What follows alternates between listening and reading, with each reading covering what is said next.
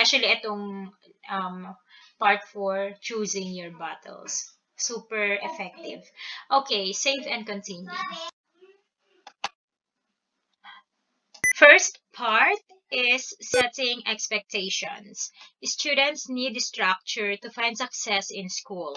That does not mean you have to be a disciplinarian who spends most of his or her time punishing students for small misbehaviors.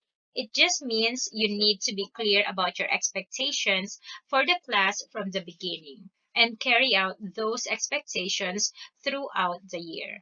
We will start by discussing some strategies you can use to set expectations for your class. Then we will review how or some common expectations teachers have found success with. Okay, so alam na natin, no, na discuss na natin yung positive, about dun sa positive punishment. At nakita natin na effective din na kapag yung student hindi niya ginawa yung, kunyari, hindi siya gumawa ng homework niya. So, of course, yung magkakaroon siya ng F doon sa grade niya. Anyway, let's continue. Subpart is 9.1.1, how to set expectations. All right. First bullet here, more than anything, make sure you address classroom expectations on the first day to set the tone for the rest of the year. First impressions are important. And if you begin the year allowing behavior you do not want for the rest of the year, you are going to make things more difficult for yourself. Naalala ko yung mga teachers ko noon, no, nung high school. Traditional, way. Alright? Ang sasabihin ka, yung teacher mataray ka agad pagdating, sa umpisa. Sasabihin niya ka agad, pag kayo mabait, mas mabait ako. Pag kayo salbahe, mas salbahe ako. Alright? So, tandang-tanda ko yung litanya na yan ng mga teachers ko noon. Anyway, next. One method for setting classroom expectations that has met success is to use the first day of class to have the students work together to create the classroom expectations. Have your students get into small groups and discuss what they expect out of this class, what they expect from you, and what they expect from themselves and the other students. After 5 to 10 minutes, bring the class together and create a list that you narrowed down into the final set of classroom expectations. Bringing your students to the process gives them the opportunity to see the importance of these expectations, stresses them, and gives the students the feeling they are in control. All right, remember, student-centered tayo dito. Now, when they have or when they break a class rule, they are breaking the very rules they helped develop. Okay. Next, you can also draw the students into the activity by having them work together on a class pledge or class promise. This would work the same way, except the pledge or promise is more personal and less quantifiable. If you would like, you can take the class pledge and synthesize it into a list of classroom expectations so you have both. It will be more effective. Next, you can also take a more traditional route and create the list of expectations on your own. If you do this, make sure they are posted already when the students walk into the classroom, and you take time to review them with the class. Students will notice them if they are posted on your wall, but won't take notice of them unless they are explicitly reviewed. Save and continue. The second subpart is about common expectations for classroom. Even if you ask your students to come up with classroom expectations, you want to make sure that they are going to be effective. As the students make suggestions and you generate the list, find subtle way to steer the list toward what you are looking for. By doing this, you ensure the expectations are clear and they encompass everything you think is important. Here are some expectations you should definitely make sure end up on your list. Okay, first of all, be respectful of others. This is the most classic and universal expectation for you to set for your students. Okay, this is a great expectation because it encompasses so many things. It refers to students being respectful to the teacher, okay, listen to the teacher, especially to other students, to the school, and to anyone who walks into the room. A respectful environment is more conducive to learning because students feel more comfortable to take risks and are less likely to feel ridiculed. Okay, the second one is routines. Okay, we are not going to outline your routines here because you're going to come up with them on your own, but you should try to end up or to set up a routine for your students. Okay, it will save class time throughout the school year, make your lessons flow better, and engage the students more effectively. Okay, here are some examples. Example number one, when the students come in, where do they get the daily paperwork? If you get your students into the habit of looking in a specific spot every day, when they walk in the door for any worksheets or paperwork, you will save time by not having to hand them out and take advantage of time you wouldn't have in the lesson. All right. In example, the time they were walking to their seats. Next, is there a routine or set of rules for when students can leave to go to the bathroom and whether they need to tell you or not? This seems petty, but it can save you from a lot of interruptions from students not knowing if they can just leave or not. All right. Third, when you have class discussions, how do students participate? Do they raise their hands and wait to be called upon? Do they just speak out and respect each other enough to act civilly? Do you have a ball or other object that students can hold when it is their time to talk? These types of routines help students understand how they should act and what behavior is not conducive to a respectful classroom. Okay, kapag nagturo kayo abroad, alright, I'm not sure kung meron to sa Pilipinas, no? Pero dito kasi, um, ang teacher parati siyang merong assistant. Alright?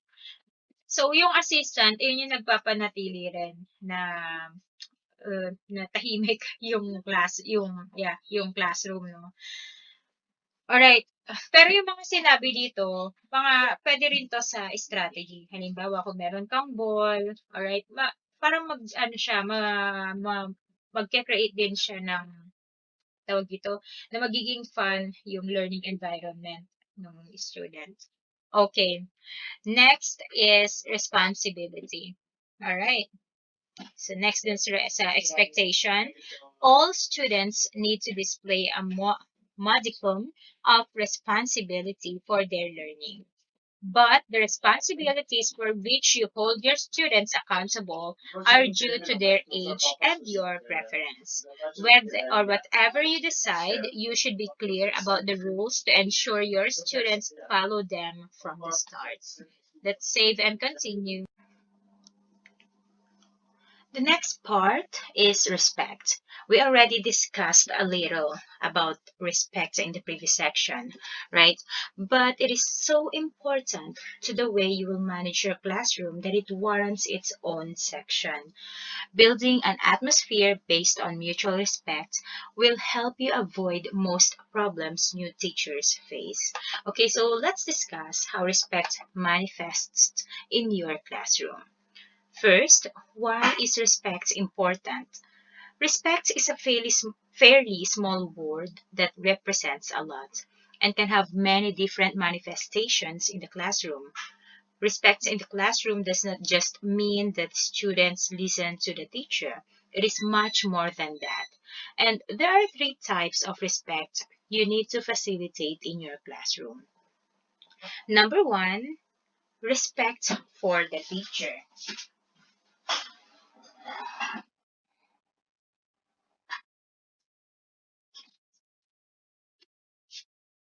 This is the kind of respect people usually think about when you talk about respect in the classroom. While this is only one of the three types, it is still extremely important. Part of discovering who you are as a teacher is discovering your teaching style. Some teachers demand specific behavior in their classroom and hold students accountable for acting outside these guidelines, while others are more laid back in their style. Neither will work if the teacher has not gained the respect of his or her students. If the environment is too strict and students do not respect the teacher, they will lash out and be combative. If the environment is too laid back and students do not respect the teacher, they will walk all over him or her and not listen. Regardless of what your teaching style evolves into, your classroom environment has to be predicated upon respect. All right, so what's the next one? Next is respect for other students.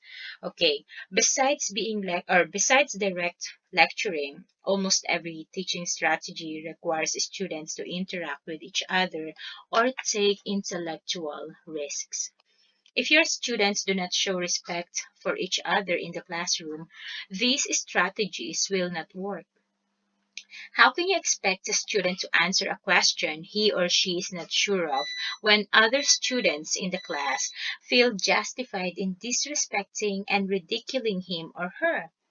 If you ever want to have class discussions, work in groups, have your students present or do anything that involves students speaking out loud and taking a chance, you need to rely on the class treating each other with respect. Okay.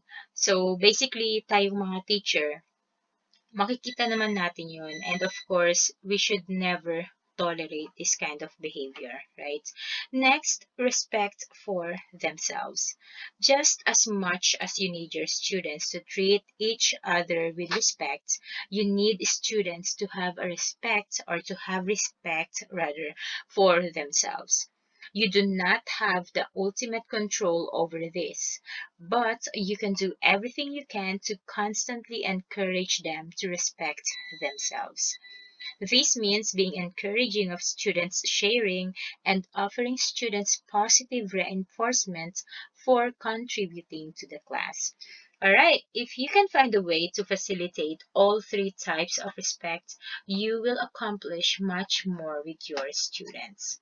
Let's save and continue. Next, the next subpart is about how to facilitate respect. Creating classroom environment that has foundations in mutual respect does not mean you can never have fun.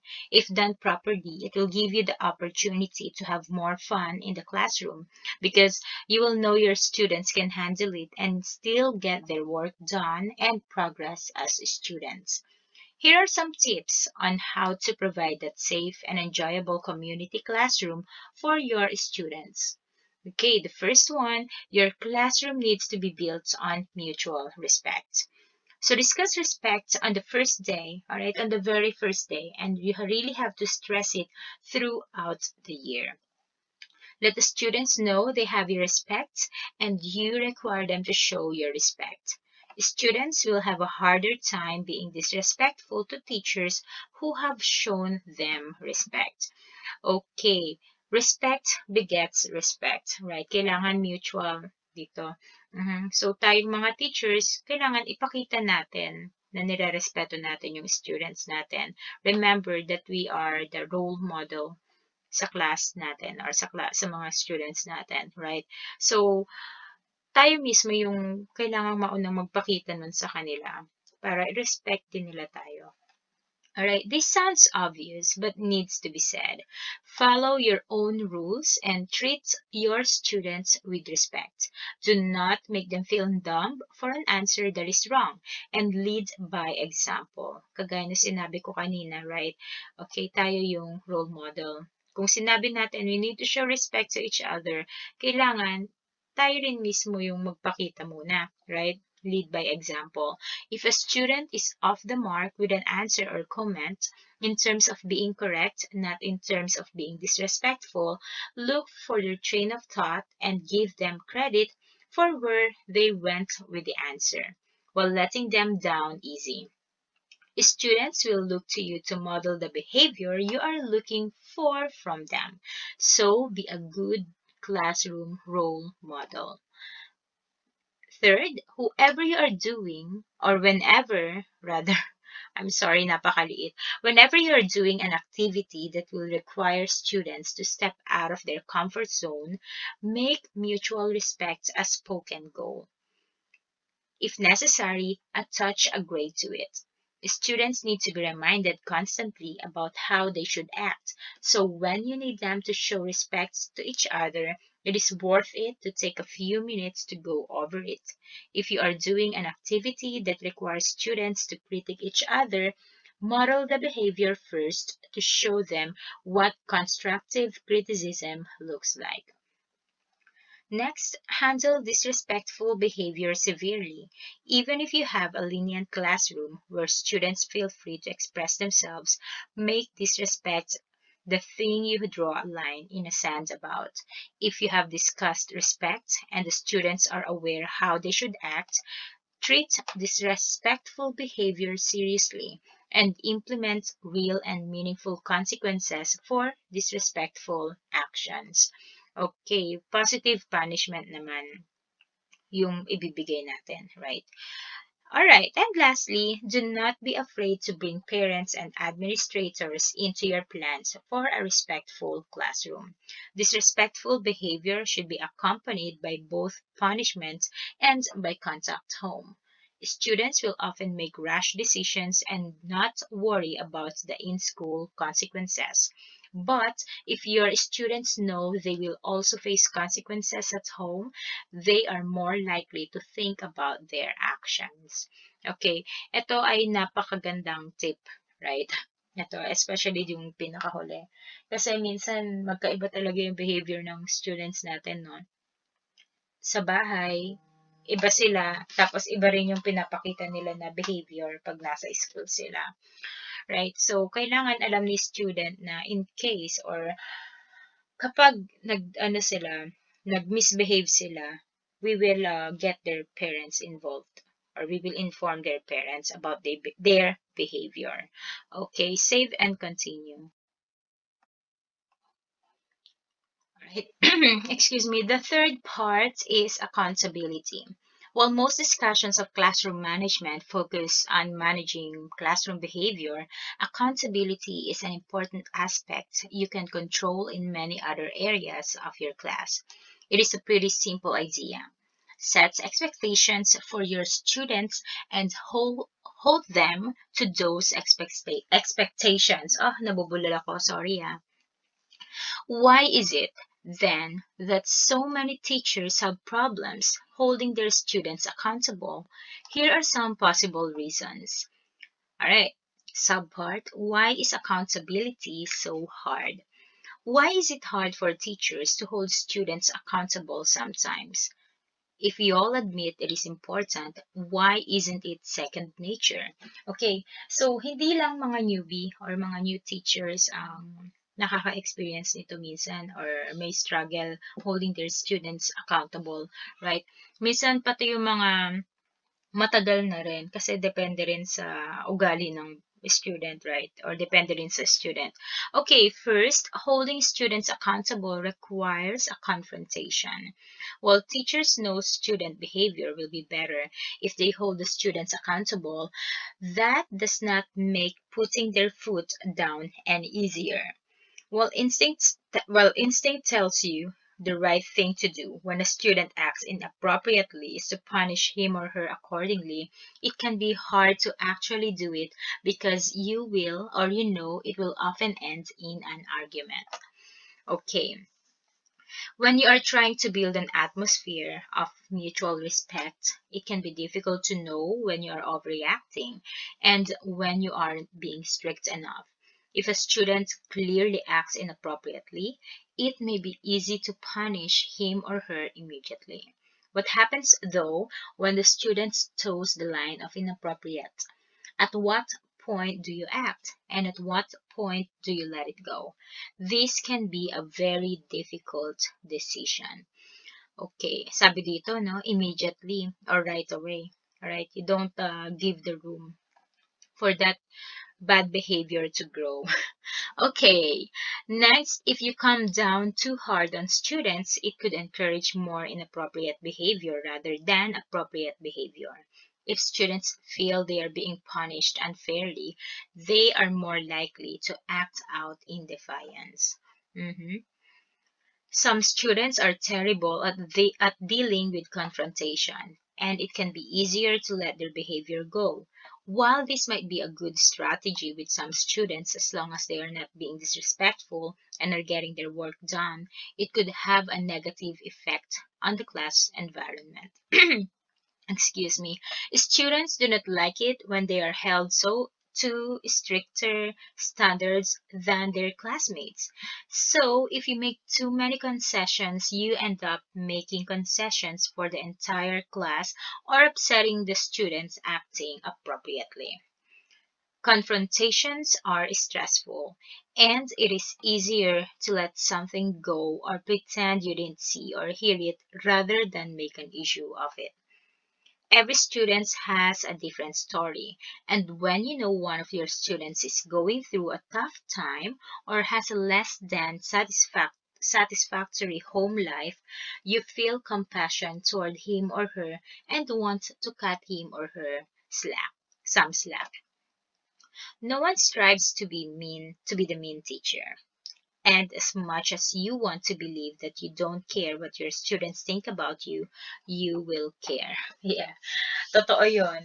Okay, minsan sasabihin natin, I'm still the teacher, they're just the students. Pero, ang totoo niyan, we really care about kung ano yung tingin nila sa atin as a teacher. Right? Not only about our performance, but also how we treat our students, right? Kung paano din nila tayo i-treat as their teacher. Okay, are they treating us with respect? Okay. And also, I think yung bottom line dito, no?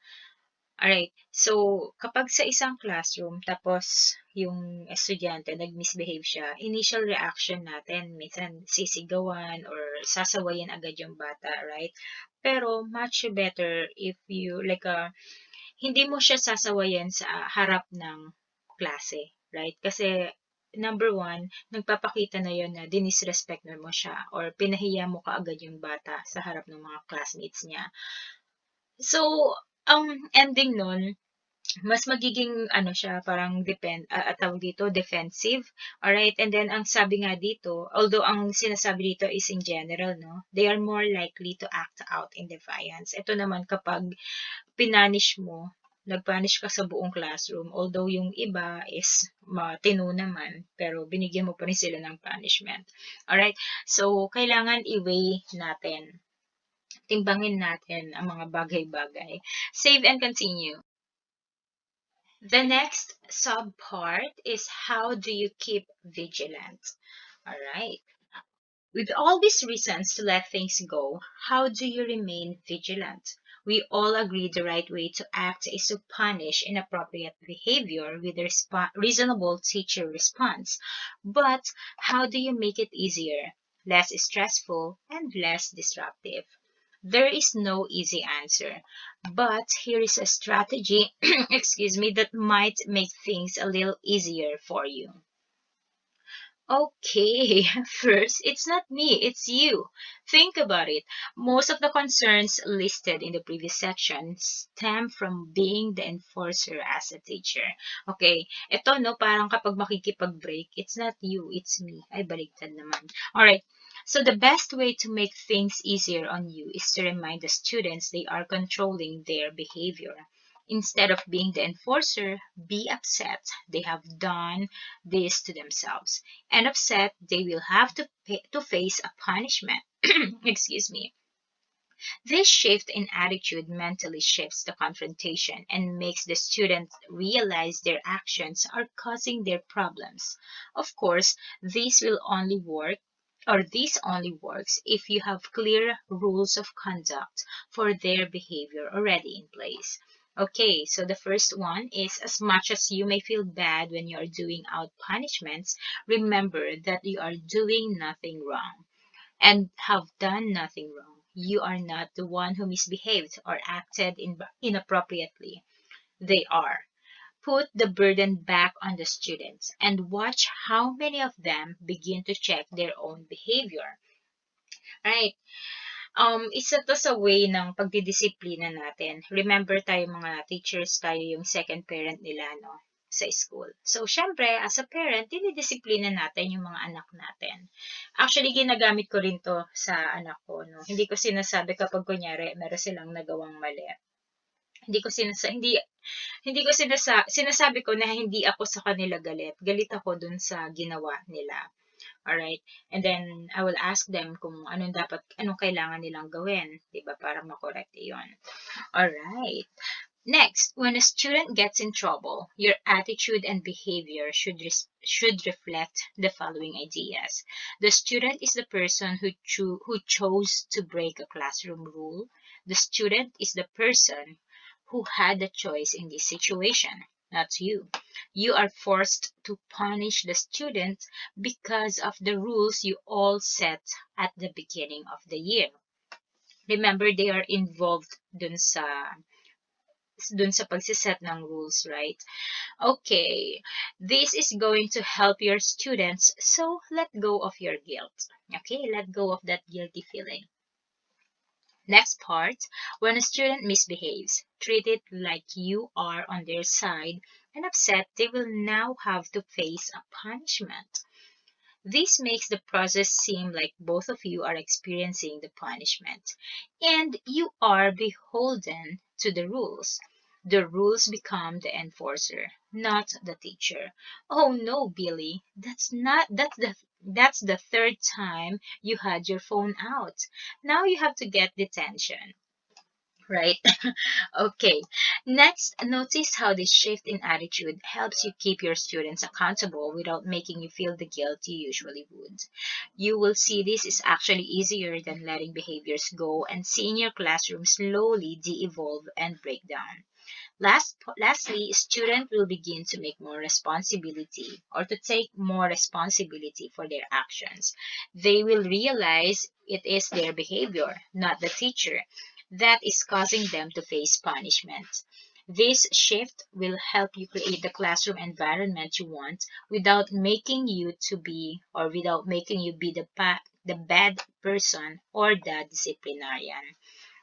Let's save and continue. Pasensya na nawawala ako.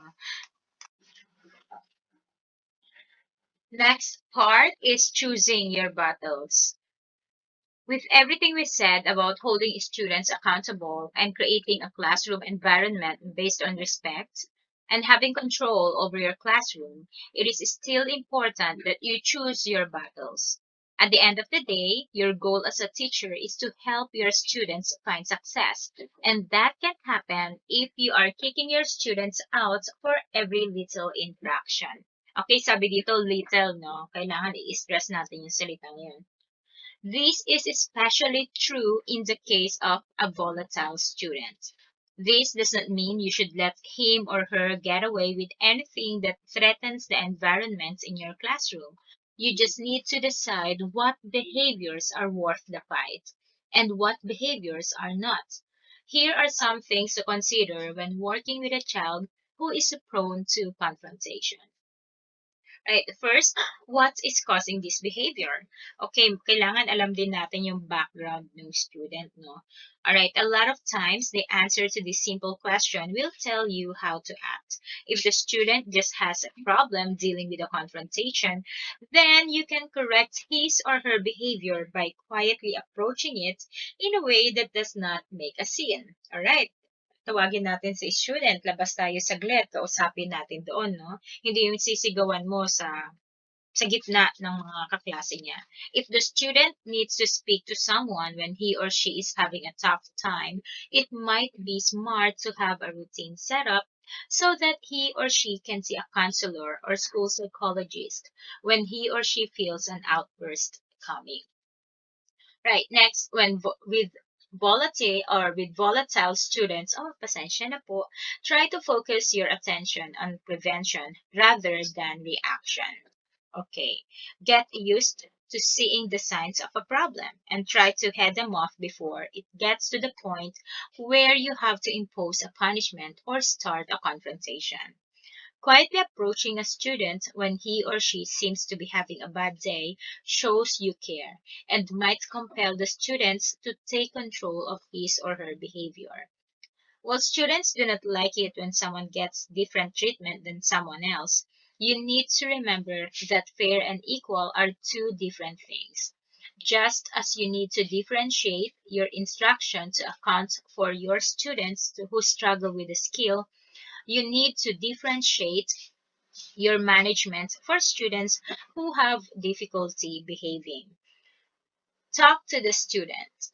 Ask him or her what triggers outbursts and how you can best approach him or her in a time of stress. Often, the student will know what will help. When he or she does not work together to come up with a set of rules and routines that hold the student accountable while giving him or her breathing room. Okay, kapag naggawa tayo ng rule, no, much better na meron tayong list talaga that it is printed para alam din ni student, hindi yung basta sabihin lang natin, oh, natandaan mo yung rule, ganyan. Next, enlist the help of other students, okay, rather, with the consent of the volatile student, of course. Does the student have a friend who can help him or her down in stressful situations? If so, you can deflate tensions by giving the friend a signal to step in so you do not have to start a confrontation every time the volatile student acts out. That being said, the friend is a student also, who does not deserve to bear all the weight of his or her friend. Use the friend as a resource rather than a crutch to bear the weight of the disciplinary actions you should be imparting. Okay, excuse me, save and continue. Yan, last part na tayo, which is unique strategies. Well, the best strategy for creating a positive classroom environment involves everything we discussed so far in this module. Sometimes you need to employ fresh tactics to encourage positive behavior. Here are some unique strategies that can help you take the confrontation out of the classroom management. First, countdown. Second, commercial break. Kaya kailangan natin yan. Okay, next, body system. Number your students, and tight schedule. Isa-isahin natin. Countdown, there are many strategies like this, but essentially the countdown involves having some sort of signal to the class that they need to calm down. If you do this properly, you can get students to modify behavior without saying a word. When they get out of hand, simply start the timer and let the students regulate themselves. Okay, nakakatawa kasi yung mga anak ko, magbilang lang ako, 1, 2, alright? Although hindi nila alam kung anong mangyayari pag dumating na ako dun sa number 3. Pero pag marinig pa lang nila yung 1, behave na sila. Okay? Alright, next, commercial break. If you have a very loud or social group, set up a routine where students are rewarded for positive and diligent behavior with a commercial break, or a period of time during the day which they can break from work to walk around and talk to friends socially. You will need to regulate the time for the commercial break carefully and keep it short, right? Like 2 minutes, it's probably best since that is the traditional length of commercial break. Okay, next is body system. Pair your students up and hold them accountable for each other. If one of the partners missed the directions, the other is there to explain. If one of the partners is acting up, the other is there to deflate the situation. Handle problems with one of the students as problems with the pair to keep them linked in both reward and punishment. This will not work, however, if one student is compliant and always causing the problems. Okay. I think mas maganda, no? Ipag-partner mo yung parehong, compliant. No, I'm just kidding. Okay, next. Number your students. Of course, you want your students to feel like individuals, not just numbers on a sheet to you. right? But assigning each student a number can be helpful when you need them to act quickly, either getting into groups, presenting ideas, or other behaviors like this. Save time by calling out numbers. We're going to have a debate. All the even numbers get on one side of the room, and the odd numbers get on the other side. This will cut down on wasted time of organizing students and will promote compliance and a classroom harmony. Lastly, tight schedule. Building up a tight routine can help you encourage diligent behavior. If you create a routine of bell work and exit slips, your students know they need to begin working immediately as class begins, and they know they are accountable for something before they leave. This may seem very simplistic, but it sets a class routine and promotes appropriate behavior. Students know they need to do this every day and come ready to work. Okay, i-share ko lang, no? Yung sa work ko sa Palfish, meron dong timer, which is gustong-gusto ko. Kapag halimbawa merong activity, right, or exercises, isaset ko yung timer. So, alam ni student kasi ma-alarm siya, maririnig niya yung tik, mga ganyan, no? Then, magra-rush siya na, or yeah, talagang magsusubikap siya na tapusin niya yung activity na yon. Then, kasi kapag nagawa niya agad-agad yon, sasabihin, well done, right? Kapag natapos niya naman yung oras, time's up lang, right? So, syempre, mas gusto nilang marinig yung well done. Alright, save and continue, and we are going to proceed with the exam.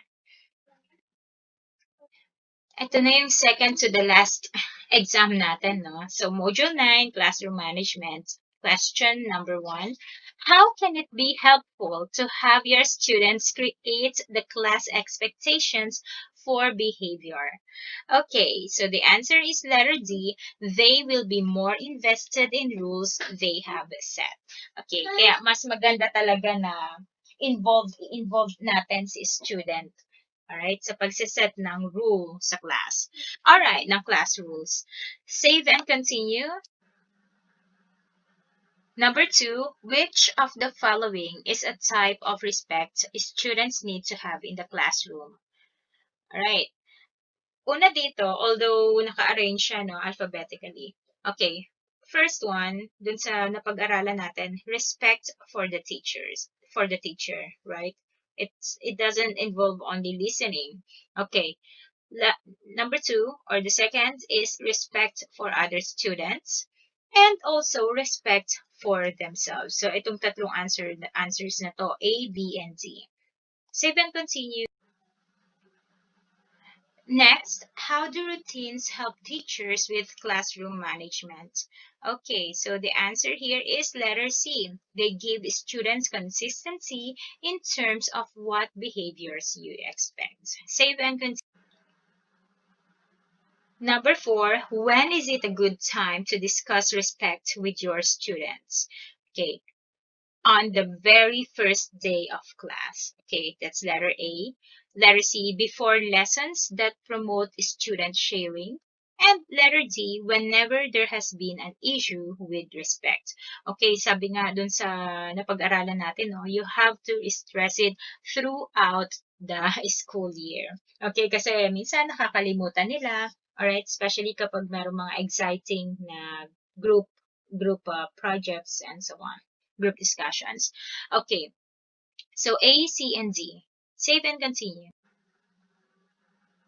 Number 5, why do many teachers avoid holding students accountable?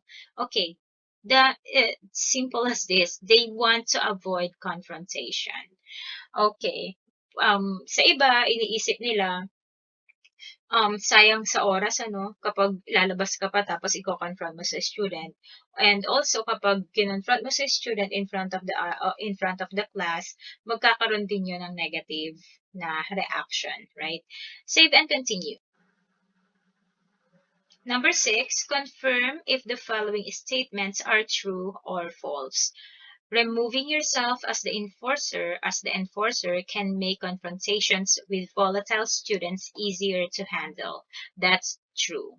Okay? So the enforcer is the rule that both of you, the teacher and the student, sets, right? And letter B, you should not let a student's home life impact how you deal with the student. That is definitely false. Okay, remember yung napag-usapan natin kanina, mas matatakot si student, no, na mag-misbehave kapag alam niya that we can involve or that we are going to involve his parents. All right, and we are making sure that his parents will be informed of his misbehavior. Okay, save and continue. Number 7, why is it helpful to choose your battles in the classroom? Okay, letter B, to maintain the level of mutual respect you have created. And letter D, to accommodate students who need their discipline differentiated. Okay, kaya naalala nyo kanina yung sinabi, no, na fair and equal are two different words, okay? Hindi siya talaga, it has two different meanings. Magkaiba talaga yung sinabing fair and equal. Okay, pwede nyo balikan yun, hindi ko na ma-explain. Save and continue. Okay, finally, Module 10, Getting a TESOL Job. Okay, basa natin dito, TESOL, pero actually, ang bigkas dito is TESOL, right? Okay, TESOL, mag-stick tayo doon. Getting a TESOL Job.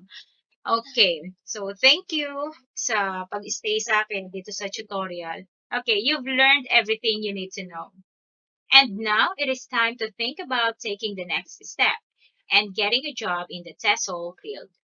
Regardless of the training you have, getting a job in any field can be difficult. So, we will discuss how you can differentiate yourself from others when you are seeking employment. In this module, we will discuss what you need to start the process, how to build and write an effective resume, the best interview techniques, and other skills you will need to display your value to potential employers. Everything we have done so far has led to this. So get ready to start marketing yourself to the kind of employers you would like to build a career with. Okay, so there are 5 parts. What do you need? Building a resume, interview techniques, what are they looking for? Possible destinations, and preparing to join a different culture. All right, save and continue. What do you need? This is the first part, right? So there is a lot of demand for qualified individuals to become teachers of English as a second language, or ESL. So the most important job we have is to ensure you can find your way to the school, companies, and organizations who are looking for someone like you. In this section, we'll look specifically at what you need to get a job in the TESOL field, helping students develop their proficiency in English. Okay, ito, college degree, right? Kapag iyon talaga yung, if you're a teacher by profession. Pero sa ngayon, kapag meron kahit undergrad ka or you have a different degree, or another degree, pwede na rin yun, no? As long as certified ka. Meron kang teaching certificates like TESOL and TEFL, right? Close study of TESOL. Alright, so courses like this one, give you the background you need to look desirable to an employer. Kaya, di ba, kailangan talaga na napag-aralan natin itong course na ito. Okay, that you have undergone this course. Okay, kasi, kagaya na sinabi ko, minsan isasama nila ito sa interview, right? Kaya hindi tayo bumibili ng certificates. Work experience. For many of you, this course is your first step toward becoming a teacher or toward becoming a TESOL teacher. So you may not yet have work experience. However, many organizations and schools welcome interns and volunteers at different levels of commitment. Some of these organizations and schools offer a track toward full employment from these volunteer or intern positions, right? And so on. Yung importante, makikita natin yung future or yung potential employer natin. Okay, a strong resume. We will also discuss how to build and write a resume in the next section. And of course, a good interview. We will also discuss interview techniques in great detail in a later section. Save and continue. Next part is building a resume. In this section, we will discuss how to write a great resume. But we will first discuss what you can do to build a great resume. This means looking at activities, jobs, and interests that will catch the eye of potential employers and getting experience in them. With that in mind, let's split this section in two. All right, first part or sub part, what looks good on your resume? Okay, before you think about getting your resume out there, think about what you need to have on it to make it impressive and something that will help you stand out in a stack of viable candidates. All right. First, education. This does not mean you have to run out immediately and get a master's degree in TESOL, but rather employers want to see you have education relevant to the job. Ito kapag yung mag-work talaga kayo abroad, no? Siyempre kailangan relevant talaga yung job, yung education nyo dun sa trabaho. Okay, like for example, teacher talaga yung teacher talaga kayo sa Philippines, right? Maganda pa rin na meron kang extra, na meron kang, na certified ka rin sa TESOL or yun nga, sa TEFL. Okay, save and continue. Okay, pero wag kayong mawawalan ng pag-asa kasi kahit hindi naman relevant yung education nyo dun sa job, meron pa rin tayong tinatawag na work experience and also related work experience, right? Okay, so dito sa work experience, sinasabi dito na if you're just starting out, so that is highly unlikely. Alright, if you have teaching experience, that is something you want to highlight. If you don't have either, that is all right. Okay? You should look into getting some intern or volunteer experience before you go looking for a job. Okay. Yung mga ginagawa natin na online teaching, pasok na yon dito sa work experience. Related work experience. Even if you're not experienced in the TESOL field, this section is where you display any work experience that is even tangentially related. Nabulol ako doon. Pasensya na. Okay, have you ever worked with children? Have you ever worked with non-English speaking people, helping them not just work alongside a non-English speaking individually? Think about what it takes to be a TESOL teacher and if you have used any of the same skills in a different job. Okay, yun yung minsan sinasabi ko sa mga nag-a-apply sa sa Palfish. Kasi sasabihin nila, wala akong teaching experience. Kasi meron naman tayong tinatawag na online and offline. Although basically pag sinabing offline, iyon yung talagang sa actual, sa school mismo, na actual school.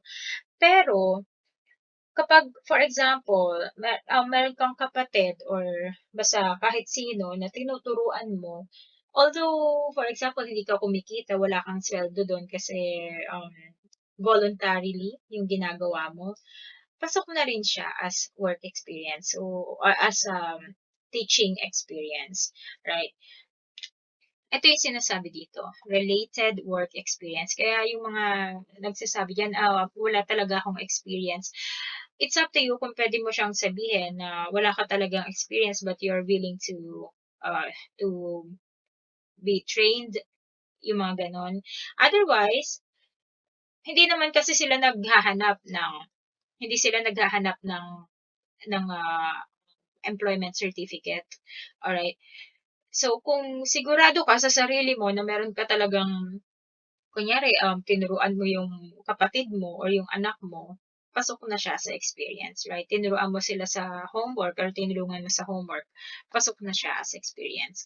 Okay, save and continue. Next part, how do you make your resume look good? Okay, formatting. Ito, sabi dito, use wide margins to take advantage of space. That doesn't mean you should fill every bit of space with wordiness. Use a bulleted list to make things short, sweet, and easy to read. Okay. Organize your experiences and skills into logical and clear sections that are marked accordingly. Use bold and italic print sparingly, but smartly, to draw the reader's eye to the information you want to highlight. Okay? Kasi kapag mukhang komplikado talaga yung resume mo, minsan yung ang sabi dito sa job club ang tawag dito. Ang sabi dito, kailangan yung resume mo talagang attractive ano. Hindi dahil super daming nakasulat pero kailangan talaga organized yung resume. Kasi you have only up to 10 seconds to impress the employer dun sa resume mo. Kailangan pagkakita niya, within 10 seconds, nakita na niya kaagad, naka-highlight na kung ano yung i-offer mo sa company. Save and continue.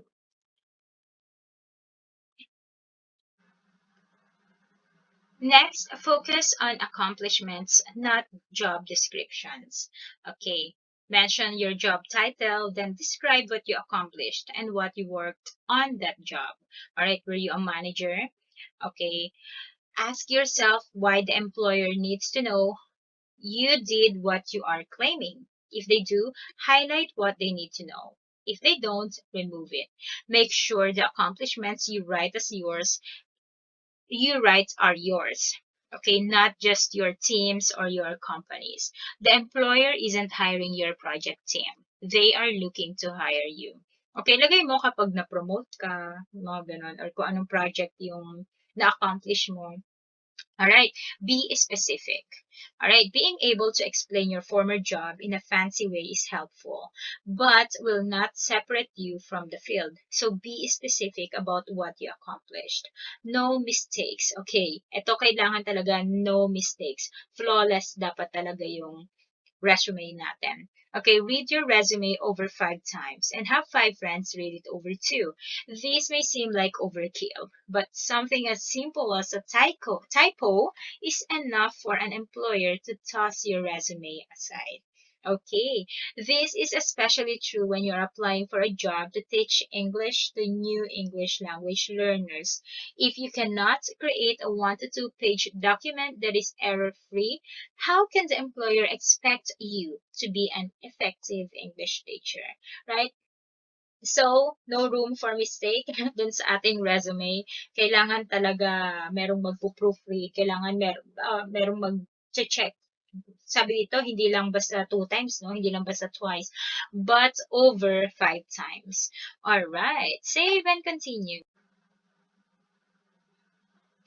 The The third subpart is about avoid these common resume mistakes. Okay, being too vague, focusing on jobs instead of experience, and length. Okay, self-explanatory. Alright, save and continue. Sabi dito yung length, no? Alright, so the old rule that your resume has to fit on a single sheet of paper has been thrown out of the window. That does not mean you should turn in a dissertation. Study shows employers give each resume about 25 seconds of attention. Yung sinabi ko kanina 10 seconds, no? That is only how to impress or attract the employer. Pero sabi dito, 25 seconds of attention. So make sure your resume is dynamic. It is acceptable to have a 2 or 3 page resume, but only if you have a lot to show. Do not have a third page on your resume just to tell the employer your hobbies are sports and movies. Use the space you need. Be concise, but do not worry about fitting it onto one sheet of paper. Save and continue. Next, no focus. Most resume include an objective or career summary. If your objective is missing or vague, you may not get a second look. Okay, this could be a great spot to tailor your resume specifically to each employer you are contacting. So be specific and highlight what you are looking for. Okay, and what you want to accomplish. 2, busy. Make sure everything on your resume is in a logical place and your resume does not appear too busy. If the employer can't make sense of what you are saying, he or she is going to move on to the next one. Missing important information. Now is the time to be humble. Feel free to act humbly in your interview. But here you are showing the employer everything that makes you desirable. Then, when you interview, they will have those accomplishments in front of them as they ask you questions. Okay, save and continue. The fourth subpart is final resume tips. Okay, so here are some tips. Dami nito. Okay, one, have a purpose in mind when writing your resume. All right, besides being organized and categorized effectively, your resume should have a purpose and tell a story. The more you know what a story is, the more a potential employer will see it. Pay attention to your diction. Look at the job listing and figure out what the employer is looking for and use keywords that will draw their attention. Okay, if you're applying online, some employers filter resumes they receive using a keyword search. Do not be afraid to discuss the future briefly in your resume. It can be helpful for you to let the employer know that your career goals are, okay, kailangan mga long-term goals, right? Use numbers and figures when possible. We discussed making your accomplishments quantifiable earlier, right? So if you can provide a number that displays your accomplishments, do it. It could be helpful to directly acknowledge any difficulties the employer is facing that you can solve or you could solve. Do some research, but only use this if you find something relevant. Do not assume the employer has a problem when they are not or they may not.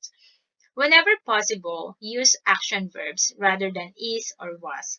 This will highlight your role in whatever accomplishment you are noting.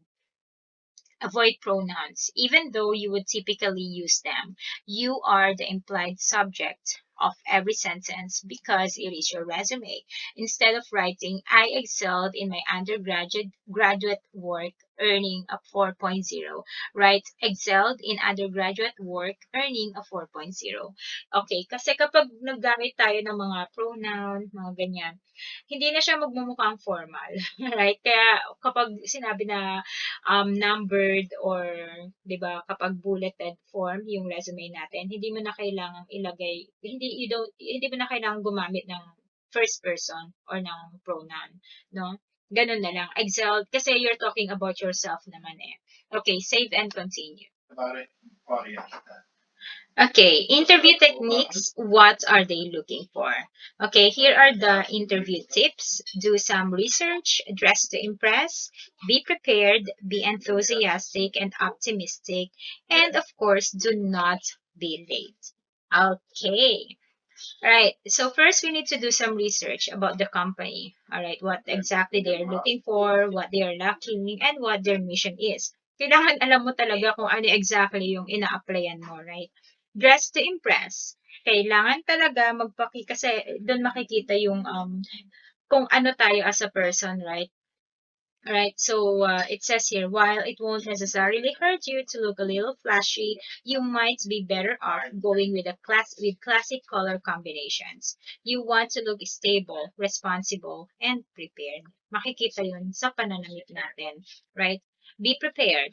Even though any good employer will have copies of your resume and other materials on hand, bring extra copies in a folder. Okay, if you know you are interviewing with a committee, bring enough to go around. Just in case, if you know they are going to ask about is something specific, have an example ready. There is no downside to being prepared, and in a best case scenario, the employer is impressed by your preparation. Be enthusiastic and optimistic. It is a job interview, so it is okay to be nervous, but you should still be enthusiastic. Be happy to be there and optimistic about your future with the company or school. Confidence is an attractive quality, so remember you have prepared for it. Let yourself be confident, but not overconfident. No, do not be late. This should go without saying, but it's worth saying anyway. Be early for your appointments. If you are traveling a route you are unfamiliar with or has the potential to be heavily trafficked, give yourself extra time. Save and continue. Next, pay attention to the person interviewing you. Okay, the interviewer will certainly be listening to your answers, so listen to their questions carefully. Okay, not only will this ensure that you don't seem uninterested, but will also help you understand what they are looking for. Okay, so you can tell a lot about what an employer is looking for by the questions he or she asks. So pay attention to details and tailor your answers accordingly. Next, be specific. Mhm. Ask questions. Be cognizant of your body language, right? Sabi dito, the interviewer is going to be evaluating everything about you, including your body language. Make sure you are projecting confidence, passion, interest, and enthusiasm.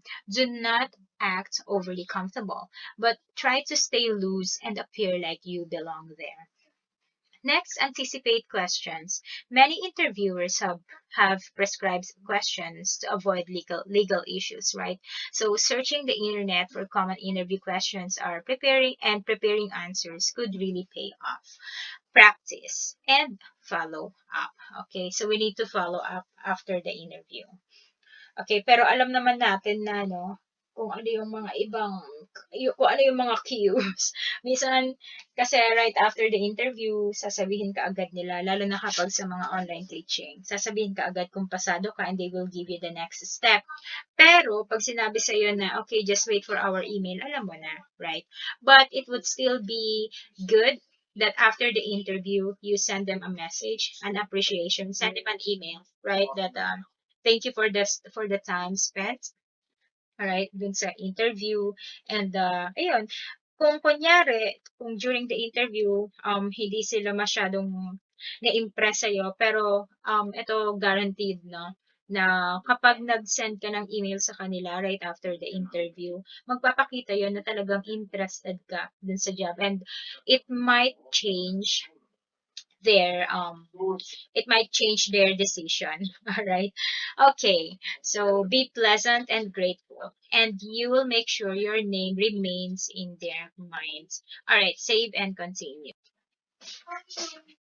Okay, third part, sub part is what not to do in an interview. All right, so there are three tips, or there are just as there are tips for how to act in an interview, there are some tips also how not to act in an interview. Okay, not. All right, try not to ramble. While you want to answer questions to the best of your ability, keep your answers to the point. All right, no going around the bush. You will show that you know what you are talking about, that you are listening to what they ask, and that you know how to get things done. Okay, be friendly, but do not be too personal. It is alright to make a joke, but it has to be a joke you would be willing to make to a stranger, right? So the interviewer is not your friend. He or she is likely your potential boss, or at least a boss. So act appropriately. Try your best not to look disinterested. If an interviewer has a group of candidates coming into interview, why would he or she offer the job to someone who does not seem to want it?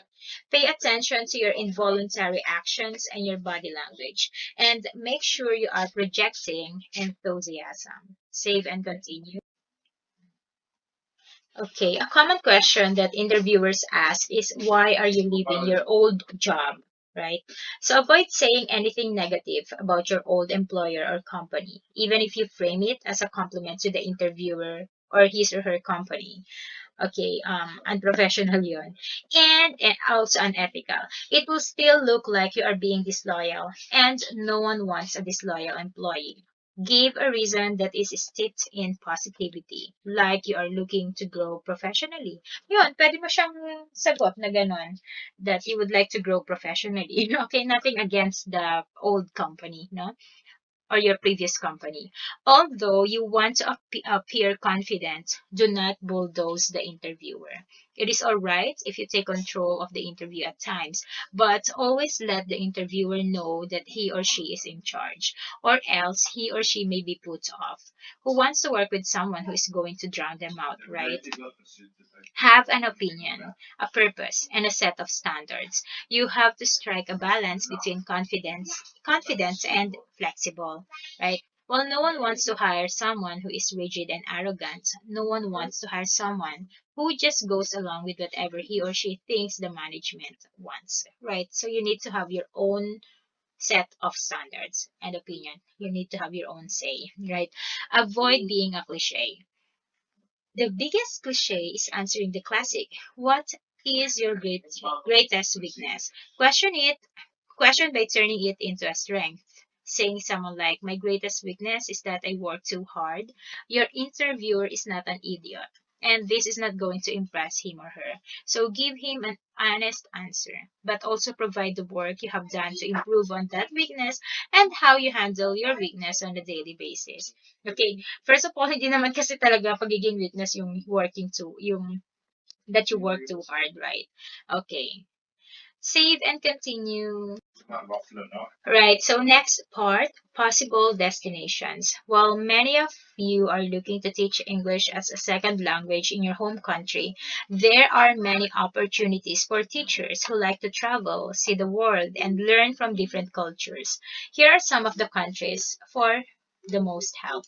Okay, Europe. Asia, Latin America, and Middle East. Okay, sa Europe, meron sa Spain, Portugal, Germany, France, Italy, Greece, Poland, Czech, Hungary and Russia. Okay, yung sinabi yung kung member na kayo dun sa group ko sa Facebook, alright, yung ESL, TEFL, and TESOL tutorial. Alright, meron dong sa job referral. Yung placing, actually, yung mga students doon, mga Spanish. Alright, so they're from Spain. Alright, Asia, Japan, South Korea, Taiwan, China, Indonesia, Mongolia, Turkey, Latin America, Mexico, Costa Rica, Colombia, Chile, and Middle East, Saudi Arabia, Kuwait, UAE, Qatar, Egypt, Jordan, and Morocco. Save and continue. Remember, dun sa previous module, sinabi natin na kailangan alam mo yung background, pati yung culture ng mga students. So now, sa last part in getting a TESOL job, preparing to join a different culture. So if you decide to use your TESOL talents to travel to another country and learn about another culture, make sure you are prepared for the culture you are about to immerse yourself in. Research your destination and learn as much as you can about the culture before you get there. If you do this, you can avoid offending anyone accidentally and ease your way into the culture easily. Typically, you will likely experience this new foreign culture in the following stages. Alright, beginning stage. Prepare your journey by doing research about the culture and make sure you are ready for your journey and new environment.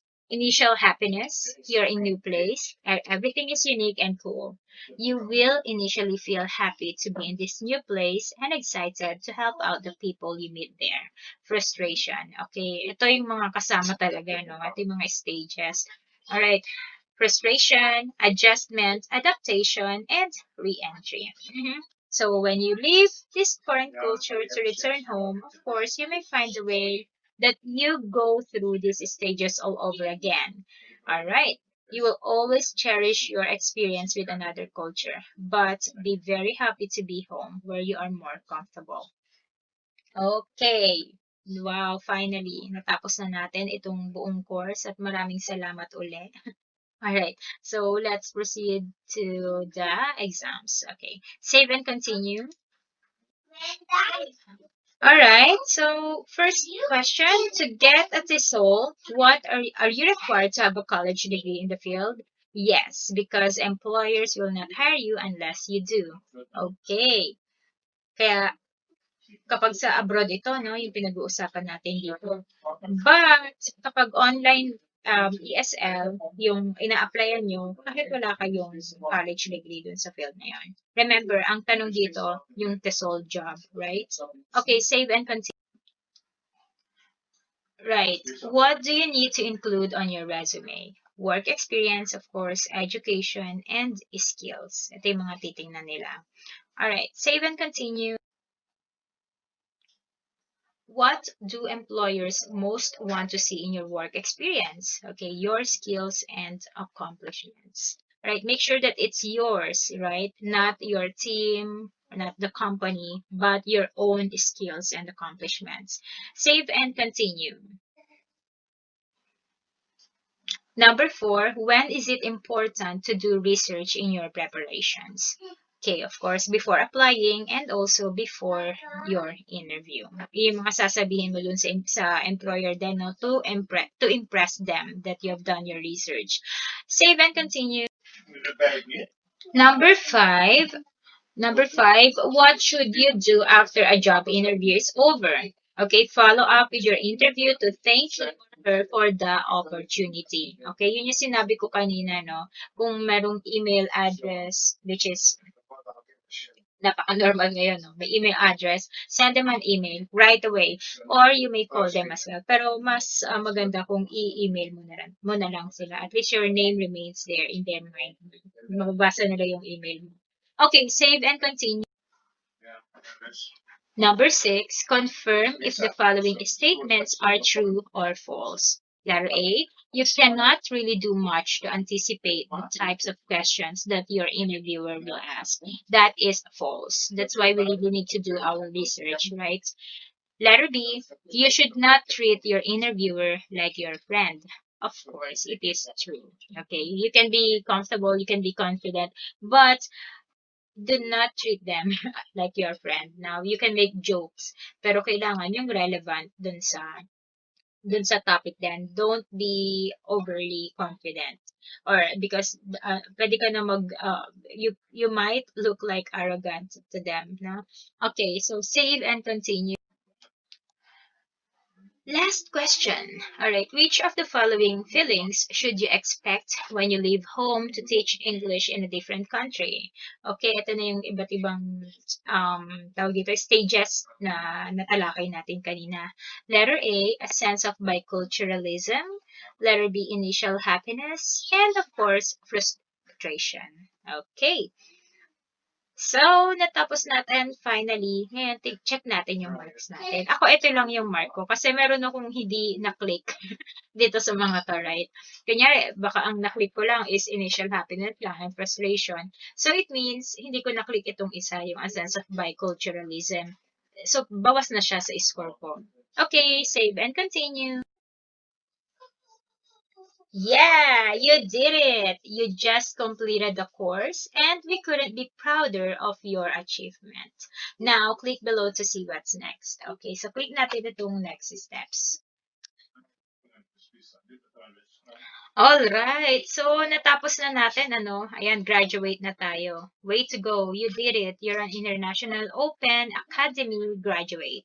And we couldn't be prouder. But why stop there? You're already in the learning zone. Let's look ahead and see what's next. Ayun, kapag gusto nyong mag-continue, ano? Pero syempre, hindi naman tayo natapos na natin yung course and ito yung kailangan natin.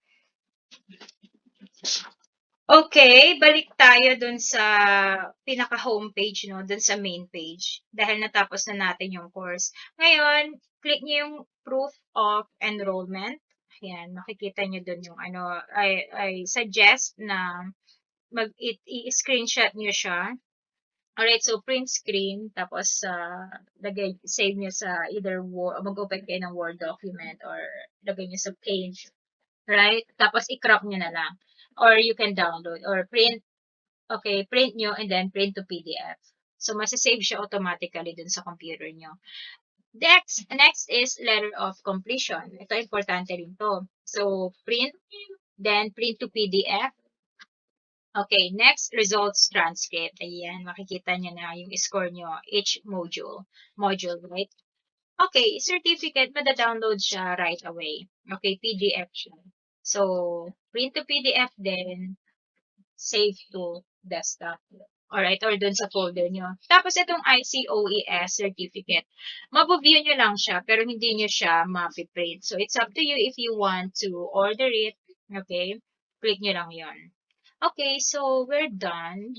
All right, thank you once again, and I hope that you liked our tutorial. Feel free to share this information or share the link sa mga kakilala nyo pa or sa mga iba pang aspiring teachers.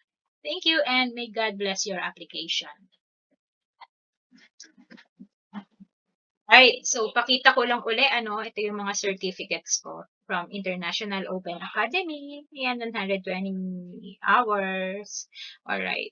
Certificate number, hanggang the date. And then, from ICOES, nakita nyo naman, sealed siya, no? And hard copy talaga. Maganda yung paper na pinagprintan nila dyan. Okay, meron din siyang personalized na letter. Kasama nito kapag minail nila ito sa inyo. Okay? Once again, thank you for attending our live TESOL course tutorial. Alright, please don't forget to subscribe, like, and share share this information. No? You got this tutorial for free, so please, okay, wag tayo magbebenta ng certificate, okay? Share this information for free as well. Alright, sa panahon ng pandemic, kailangan magtulungan tayo. Okay, hindi tayo manlalamang ng kapwa natin. Thank you, and God bless your application.